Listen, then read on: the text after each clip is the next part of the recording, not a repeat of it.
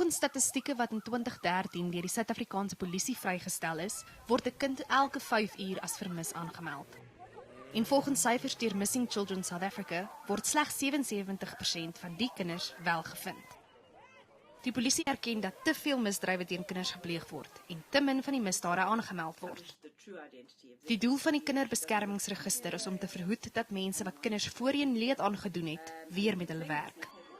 Tog is daar nog 2 ander registers met dieselfde doel. Een is die Nasionale Register vir Seksuele Oortreders, wat deur die Departement van Justisie behartig word. Die ander is die van die Suid-Afrikaanse Raad vir Opvoeders, wat 'n lys het van onderwysers wat van die rol geskraap is, as ook diegene wat nog sake teen hulle hangende het. Op die seksuele misdrywe-register word die naam van enige een aangeteken wat skuldig bevind is aan 'n seksmisdaad.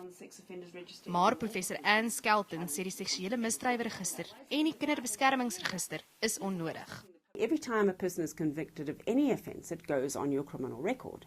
So it would be a lot simpler and a lot easier if we had a rule that said you cannot work with children if you have a relevant criminal offence on your record. And when employing people, obviously at the interview stage, you would have to check. 'n Persoon moet egter toestemming gee dat hulle misdaadrekord beskikbaar gestel word. Die Suid-Afrikaanse Raad vir Opvoeders sê 'n skool moet tegnies al 3 registers raadpleeg wanneer hulle 'n onderwyser in diens neem. Hulle is nog in gesprek met die Departement van Maatskaplike Ontwikkeling oor toegang tot die kinderbeskermingsregister om dit te probeer sentraliseer. Die departement hanteer dan self die versoeke. Not everybody who's employing people who work with children are in fact checking against the register.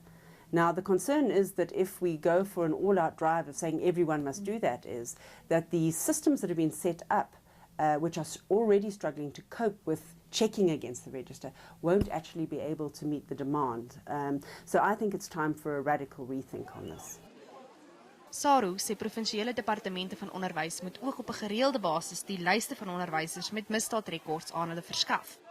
Maar dit gebeur nie gereeld nie. It's time to sit down and say, what were we trying to achieve here? We haven't achieved it. And couldn't we achieve something very close to that with a much simpler system that we already have? Die Departement van Maatskaplike Ontwikkeling is herhaaldelik om kommentaar genader, maar het nie op Junie se navraag gereageer nie. Carla Coetzee, Johannesburg.